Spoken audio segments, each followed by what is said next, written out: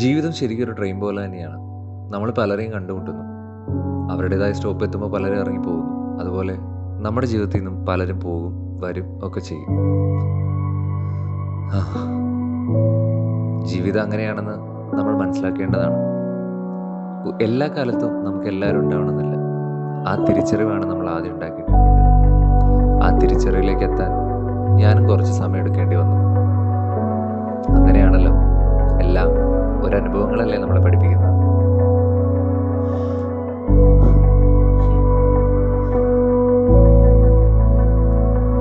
അതെ, എല്ലാം ഓരോ അനുഭവങ്ങളാണ്. ഇപ്പൊ ഞാൻ നിൽക്കുന്നത് കൊച്ചിയിലാണ്.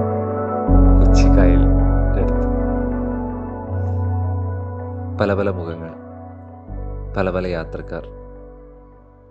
എല്ലാവർക്കും ഓരോരോ കഥകൾ പറയാനുണ്ടാവും. ഞാനും അങ്ങനെ ഒരു തവണ തിരഞ്ഞു, ഹൗ ടു സൂയിസൈഡ്. അതെ, എങ്ങനെ ആത്മഹത്യ ചെയ്യാം. ഞാനും ആദ്യം വിചാരിച്ചിരുന്നത് എന്തൊരു സൊല്യൂഷനും ഈ ഒരു ആത്മഹത്യയിലൂടെ കണ്ടെത്താമെന്നാണ്. ജീവിതത്തിൽ പല പ്രശ്നങ്ങളും വരും. അപ്പോൾ അതാണോ ശരിക്കും അതിനുള്ളൊരു സൊല്യൂഷൻ? ആയിരിക്കാം. മൊത്തം ഒരു ഇരുട്ട് പിടിച്ച അവസ്ഥ, മനസ്സും സറൗണ്ടിങ്സും എല്ലാം ഒരു ബാഡ് വൈബ്. എന്ത് ചെയ്യണം, ആരോട് എന്ത് പറയണമെന്ന് അറിയാത്തൊരവസ്ഥ.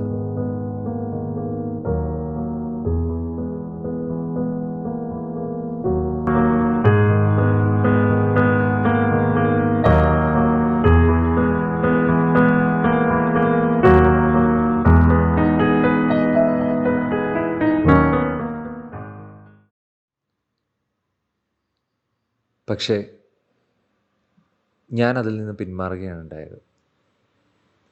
തനിയെ നടന്നു, കുറേ ചിന്തിച്ചു, എന്താണ് ഇനി സൊല്യൂഷൻ? ഒറ്റയ്ക്ക് കരഞ്ഞതുകൊണ്ടോ എന്നിൽ തന്നെ എൻ്റെ ഈ സങ്കടങ്ങൾ ഒതുക്കിക്കൊണ്ടോ കാര്യമില്ല. പൊട്ടിക്കരയാൻ നോക്കി, പൊട്ടിക്കരഞ്ഞു, ഒറ്റയ്ക്കിരുന്നു പലതവണ. പക്ഷെ ഞാൻ എന്നെ തന്നെ തിരയുകയായിരുന്നു.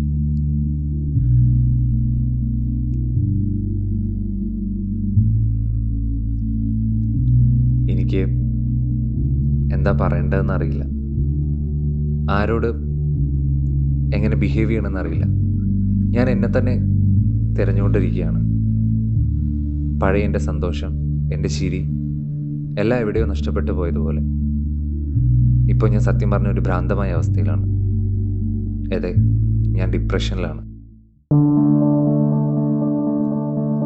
ആ വേർഡിൻ്റെ ഇത്രയും ഡീപ്പായിട്ടുള്ള അർത്ഥം ഞാനെന്ന് അനുഭവിച്ചറിയുന്നു. അതെ, ഡിപ്രഷൻ.